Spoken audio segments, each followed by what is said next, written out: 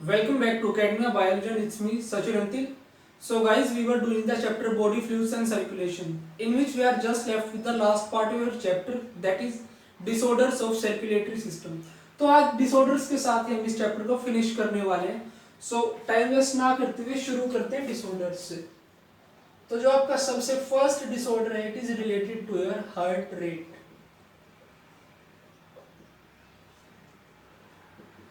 अगर बात की जाए आपकी नॉर्मल हार्ट रेट की, it is near about 72 to 75 beats per minute.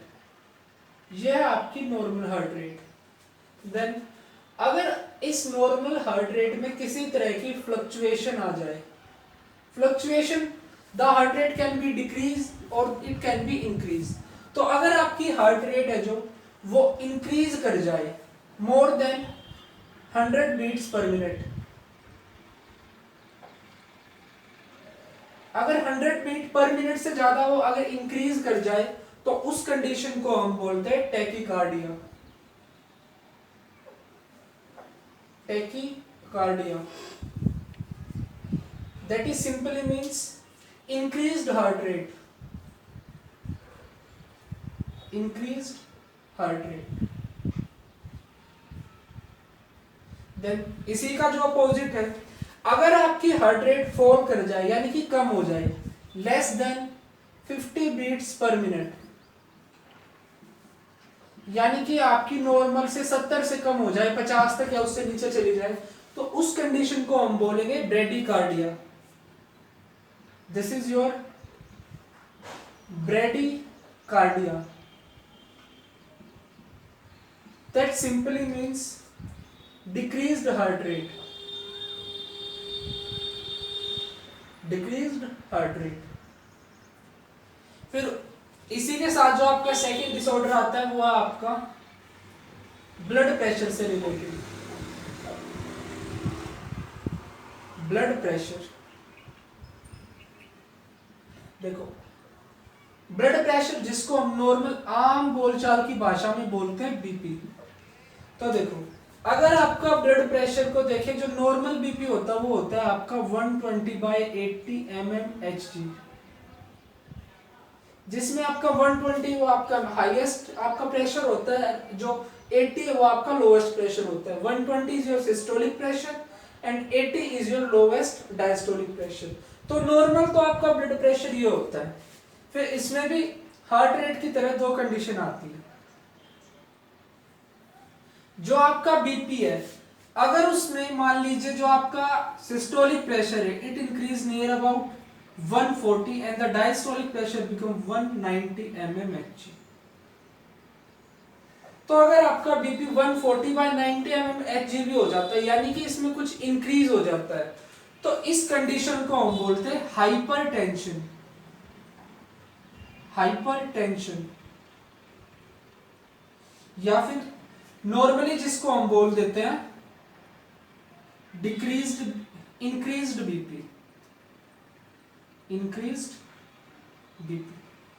फिर दूसरी कंडीशन आती है, अगर आपका बीपी 120/80 से फॉल हो जाए, ये आपका हो सकता है कुछ भी 110/60 या 110/70, कुछ भी ये फॉल हो सकता है.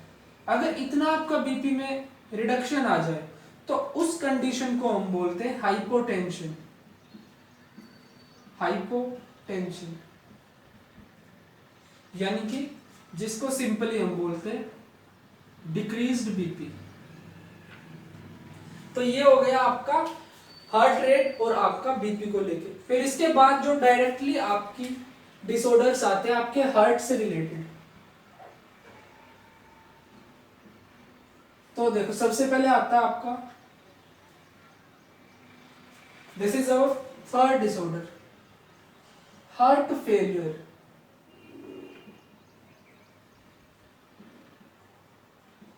देखो हार्ट फेलियर यानी कि आपका हार्ट फेल हो जाए. फेल किस चीज में हो जाए? Heart failed to show normal contraction.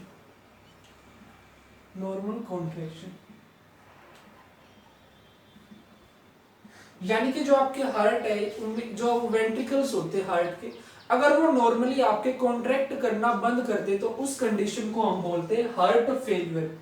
तो देखो मान लीजिए आपका जो वेंट्रिकल्स है, वेंट्रिकल्स ने अगर पंप करना बंद कर दिया तो क्या होगा, जो उनमें ब्लड वॉल्यूम प्रेजेंट होगी वो आपका सर्कुलेटरी सिस्टम्स में एंटर नहीं कर पाएगी, the volume will reside inside the ventricles. तो अगर वॉल्यूम उन्हीं में रहेगी तो क्या होगा, जो आपका प्रीलोड वॉल्यूम है वो इंक्रीज हो जाएगा, प्रीलोड वॉल्यूम इंक्रीज। देखो अगर प्रीलोड वॉल्यूम इंक्रीज होता है तो क्या होगा, जो आपके हार्ट की जो स्ट्रेचिंग है या कॉन्ट्रैक्टिबिलिटी है वो इंक्रीज हो जाएगी। This is heart muscles stretching, heart muscles की स्ट्रेचिंग भी इंक्रीज हो जाएगी। देखो अगर ब्लड की वॉल्यूम ज्यादा है तो उस वॉल्यूम को अकोमोडेट करने के लिए आपके हार्ट को स्ट्रेच करना पड़ेगा, जिससे आपकी हार्ट मसल स्ट्रेच करेंगी और उनकी स्ट्रेचिंग ज्यादा हो जाएगी। फिर स्ट्रेचिंग की वजह से इसके बाद क्या होगा, स्ट्रेचिंग तक तो कहानी आपको समझ आएगी। देखो जब मैंने आपको हार्ट के बारे में बताया तब क्या बताया था, जितनी ज्यादा आपकी मसल्स स्ट्रेच करती है उतनी ही फोर्स के साथ वो कॉन्ट्रैक्ट करती है। अब यहाँ पे आपकी स्ट्रेचिंग तो इंक्रीज हो गई है बट वो कॉन्ट्रैक्टिबिलिटी दोबारा से नॉर्मल नहीं शो करेगा, बट शोज डिक्रीज्ड कॉन्ट्रैक्शन। ठीक है, तो ब्लड वॉल्यूम इंक्रीज हुआ, हार्ट मसल्स की स्ट्रेचिंग इंक्रीज होगी। स्ट्रेचिंग तो इंक्रीज होती है बट जितना उनको स्ट्रेचिंग के अपोजिट में कॉन्ट्रैक्शन शो करना चाहिए वो उतना कॉन्ट्रैक्शन शो नहीं करते हैं, तो यहाँ पे जो आपका कॉन्ट्रैक्शन है वो डिक्रीज्ड होता है। तो इसी कंडीशन को हम बोलते हैं हार्ट फेलियर। फिर इसमें आपकी दो कंडीशन होती हैं। Suppose this is your heart, जिसमें ये है आपका राइट वेंट्रिकल और ये है आपका लेफ्ट वेंट्रिकल। तो मान लीजिए देखो, तो जो आपका राइट वेंट्रिकल है उसके राइट एट्रियम में ब्लड आता है आपकी लंग्स से, फ्रॉम लंग्स प्योरीफाइड होने के बाद, और जो आपका लेफ्ट एट्रियम है, जो आपका सॉरी ये गलती होगी थोड़ी सी, कोई बात नहीं ठीक कर लेते हैं इसको। ये है आपका लेफ्ट वेंट्रिकल और ये है आपका राइट वेंट्रिकल। तो जो आपका लेफ्ट वेंट्रिकल है उसमें आपका ब्लड आता है आपके लंग्स से, और जो आपका राइट एट्रियम है उसमें आपका ब्लड आता है from veins, from body veins, यानी कि आपकी बॉडी की वेन्स। तो मान लीजिए अगर आपका जो लेफ्ट वेंट्रिकल है वो फंक्शन करना बंद कर दे तो उस कंडीशन में क्या होगा, जो आपका ब्लड आपकी लंग्स से आ रहा था, जिसको आपका वेंट्रिकल पंप करने वाला था आपके सिस्टमिक सर्कुलेशन में, वो उसको पंप नहीं कर पाएगा। पंप नहीं कर पाएगा तो जो आपका ब्लड है उसका बैक फ्लो हो जाएगा। बैक फ्लो हो गया कहाँ पे, आपकी लंग्स के पास। तो यहाँ पे लंग्स में इस ब्लड के बैक फ्लो की वजह से लंग्स में क्या हो जाएगा, वहां पे स्वेलिंग हो जाएगी, एडिमा हो जाएगा। तो इस कंडीशन में आपका ये हो सकता है। एंड सपोज करो अगर आपका राइट वेंट्रिकल फंक्शन करना बंद कर दे, अगर आपका राइट वेंट्रिकल आपके ब्लड को पंप नहीं करेगा तो क्या होगा, जो आपका डीऑक्सीजनेटेड ब्लड आपकी वेन्स कैरी कर रही थी वो आपका डीऑक्सीजनेटेड ब्लड फ्लो बैक कर दिया जाएगा, यानी कि उसको वापस से आपके बॉडी पार्ट्स की तरफ भेज दिया जाएगा। तो उस कंडीशन में क्या होता है, जो आपके आपके जो एक्सट्रीमिटी वाले बॉडी पार्ट्स होते हैं, यानी कि जो आपके फिट या फिर जो आपके एंकल्स वगैरह है, वहां पे उनमें स्वेलिंग हो जाती है। यहाँ पे आपकी लंग्स में स्वेलिंग हो जाती है और ब्रीदिंग में डिफिकल्टी होती है। तो ये कंडीशन होगी आपके हार्ट फेलियर की। देन इसके बाद जो आपकी नेक्स्ट डिजीज आती है, डिसऑर्डर आता है, वो है आपका हार्ट अटैक।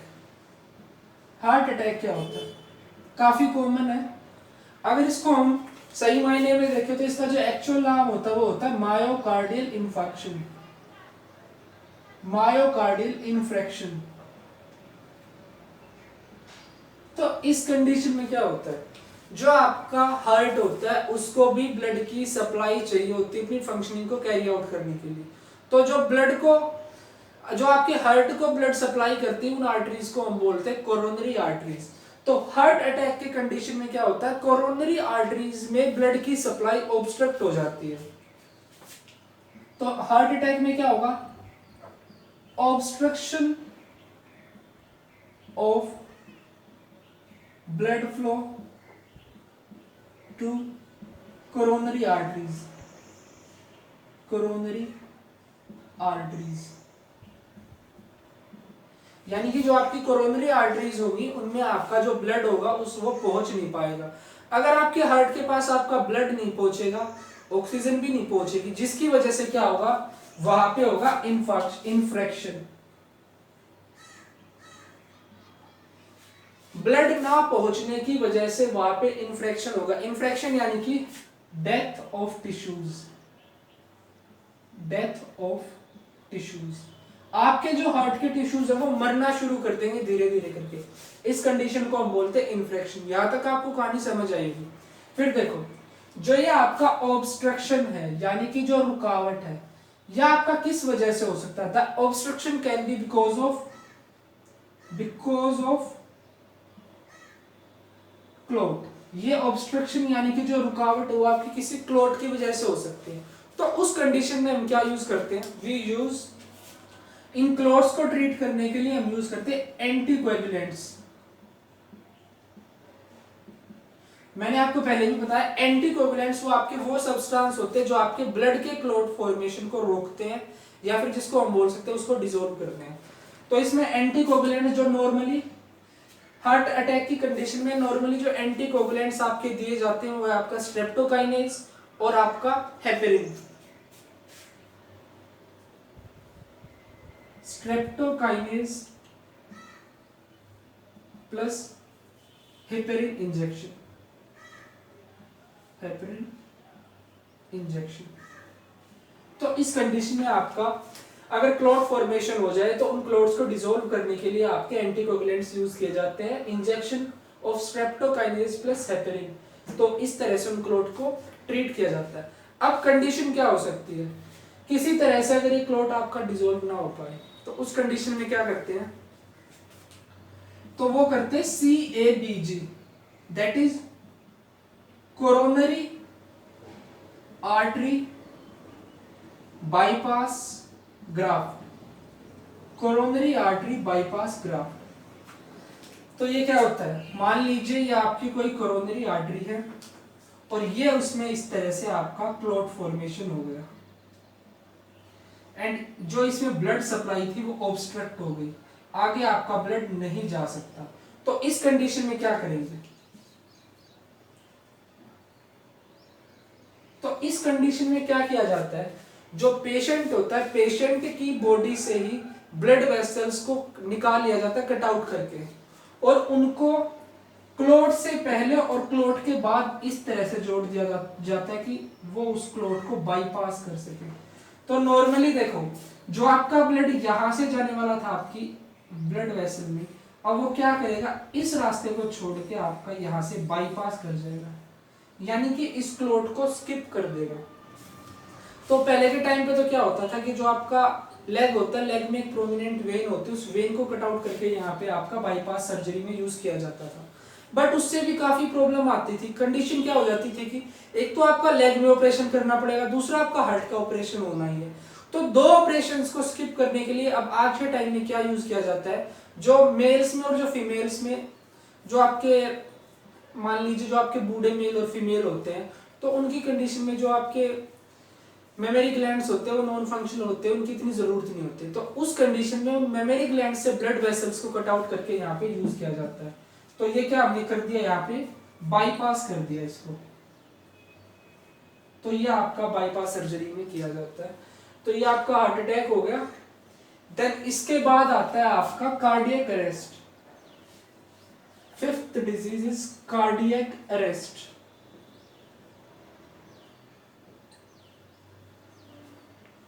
देखो कार्डियक अरेस्ट में क्या होता है, जो आपका हार्ट है, heart stops to beat, heart stops to beat, जो आपका हार्ट है वो बीट करना ही बंद कर देता है।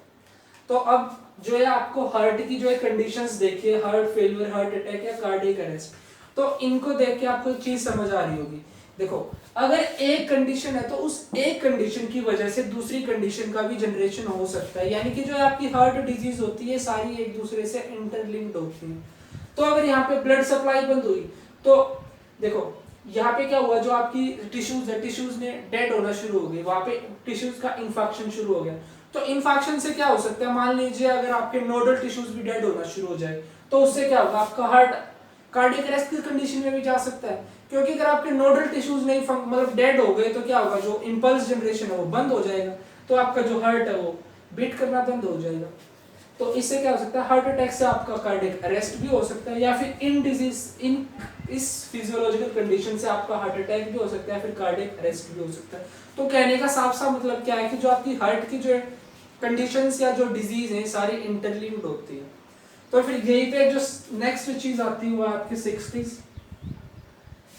Angina pectoris. This is angina pectoris. तो देखो पर्टिकुलरली एंजाइना पेक्टोरिस आपका कोई डिसऑर्डर या कोई डिजीज नहीं है, it is just a symptom, यह सिर्फ आपका सिम्टम है। तो एंजाइना पेक्टोरिस क्या होता है, any type of pain, any type of pain due to heart disease, due to heart disease. Heart disease की वजह से अगर आपको कोई पेन महसूस होता है, वो आपका चेस्ट में पेन हो सकता है, आपकी आर्म में पेन हो सकता है, आपकी नेक में पेन हो सकता है, तो किसी भी तरह का पेन जो आपको हार्ट डिजीज की वजह से आपको महसूस होता है उसको हम बोलते हैं angina pectoris. It is not a disease और not a disorder, it is just a symptom of your heart disease. Then इसके बाद जो नेक्स्ट चीज आती है वो है आपकी 7th, इन्हीं कंडीशन से आपकी रिलेटेड है, वो है आपकी perfusion damage. Perfusion, this is your reperfusion damage, reperfusion damage.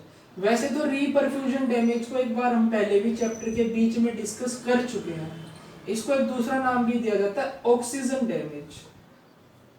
तो देखो इसमें क्या होता है ऑक्सीजन डैमेज में, देखो अगर किसी तरह से आपके हार्ट की ब्लड सप्लाई बंद हो जाती है, जैसा कि आपकी इस कंडीशन में होता है, हार्ट की ब्लड सप्लाई अगर किसी तरह से बंद हो जाए एंड बंद होने के कुछ टाइम बाद वो आपकी ब्लड सप्लाई रिस्टोर हो जाए, तो उस रिस्टोरेशन की वजह से क्या होता है, आपके हार्ट में ऑक्सीजन के फ्री रेडिकल्स का जनरेशन होता है, और वो फ्री रेडिकल जनरेट होते हैं वो काफी अनस्टेबल होते हैं और हाई एनर्जी वाले होते हैं, जो चेन रिएक्शंस क्रिएट करते हैं और आपके हार्ट के टिश्यूज को डैमेज करना या फिर उनकी डेथ कोज करवाना शुरू कर देते हैं। तो उसी चीज को हम बोलते हैं ऑक्सीजन डैमेज। जो फ्री रेडिकल्स फॉर्म होते हैं वो ऑक्सीजन के फ्री रेडिकल्स होते हैं, जिस वजह से उनको इस कंडीशन को बोला जाता है ऑक्सीजन डैमेज। तो सिंपली हम इसको डिफाइन कर सकते हैं, damage to heart tissues, damage to heart tissues due to restoration of blood supply, restoration of blood supply to a completely obstructed region, to a completely obstructed region, completely obstructed region, यानी कि ऐसा part जहां पे एक बार आपके blood की supply पूरी तरह से बंद हो चुकी है। तो अगर ब्लड सप्लाई बंद हो जाएगी तो वहां पे ऑक्सीजन की सप्लाई भी ऑब्वियस है वो बंद ही होगी। तो अगर ऐसे रीजन में दोबारा से रिस्टोरेशन हो जाए आपका ब्लड की सप्लाई का, तो वहां पे ऑक्सीजन के फ्री रेडिकल्स का जनरेशन होता है जो आपके हार्ट टिश्यूज को डैमेज करना या फिर किल करना शुरू करते हैं, जिसको हम बोलते हैं रीपरफ्यूजन डैमेज या फिर ऑक्सीजन डैमेज। देन इसके बाद जो नेक्स्ट आपका कंडीशन आती है वो है आपकी सेप्टिसीमिया। सारी कंडीशंस हम पहले भी डिस्कस कर चुके हैं, दो तीन जो अब कर रहे हैं। सेप्टिसीमिया, सेप्टिसीमिया को दूसरा नाम भी दिया जाता है ब्लड पॉइजनिंग, ब्लड पॉइजनिंग।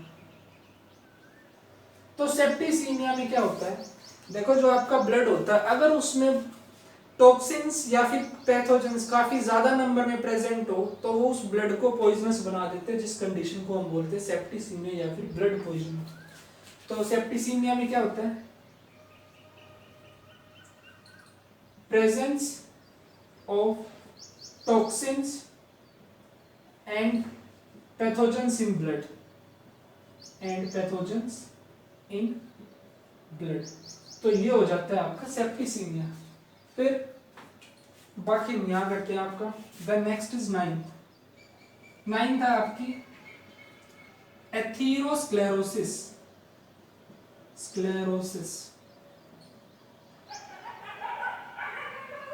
तो एथेरोस्क्लेरोसिस को नॉर्मली बोलते हैं सीएडी यानी कि coronary artery disease. Coronary artery disease. तो इसमें क्या होता है, देखो आपके हार्ट के पास ब्लड सप्लाई करने का काम होता है आपकी कोरोनरी आर्टरी का। अगर आपकी कोरोनरी आर्टरी का जो ल्यूमन होता है वो नैरो होना शुरू हो जाए, मान लीजिए ये है आपकी कोरोनरी आर्टरी और ये है उसका ल्यूमन, और इस ल्यूमन में अगर किसी चीज का डिपोजिशन हो जाए, डिपोजिशन आपका फैट्स वगैरह का या फिर आपका फाइब्रस टिश्यूज का, तो इसकी वजह से इसका ल्यूमन का साइज डिक्रीज हो गया, जिसको हम बोलते हैं एथेरोस्क्लेरोसिस। तो this is narrowing of lumen of coronary arteries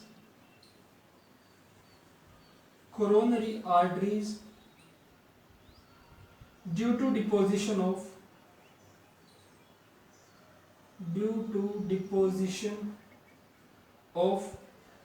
fats, cholesterol,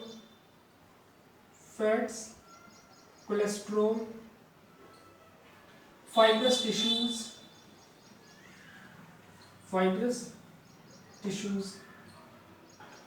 etcetera. तो उस कंडीशन को हम बोलते हैं एथेरोस्क्लेरोसिस। एक सिमिलर से नाम वाली और कंडीशन है जिसको हम बोलते हैं आर्टेरियोस्क्लेरोसिस।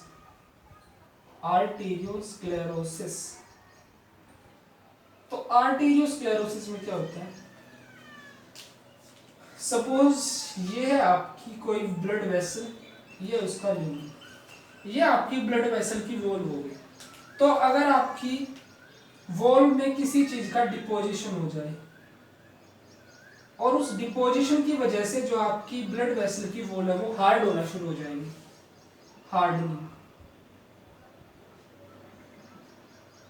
हार्डनिंग ऑफ वॉल्व, ठीक है। तो उस कंडीशन को हम बोलते हैं आर्टेरियोस्क्लेरोसिस। डिफाइन कर सकते हैं, hardening of blood vessel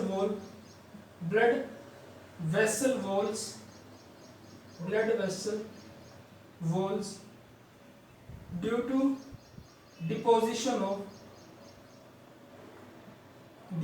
deposition of calcium ions, calcium salts we can से।